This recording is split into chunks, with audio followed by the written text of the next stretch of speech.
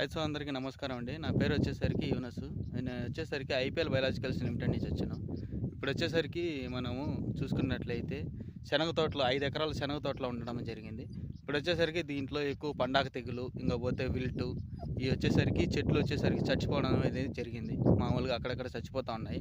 దీంట్లో వచ్చేసరికి మనం అన్న దగ్గర బయోహార్జు, బ్యాక్టీవేప్ అని చెప్పేసి 2 మందులు అనేది వాడిచ్చాము. దీంట్లో వాడక ముందు ఏ విధంగా ఉంది, వాడిచిన తర్వాత ఏ విధంగా ఉన్నదని చెప్పేసి మనం అన్న మాటల్లో తెలుసుకున్నాం, రైతు మాటలో. నా పేరు హరినాథరెడ్డి, కొండ్రెడ్డిపల్లి, హేమల మండలం. ఈ ఐపీఎల్ మందు వాడినప్పటి నుంచి పండాగ తెగులు ముందు ఎక్కువగా వచ్చినది.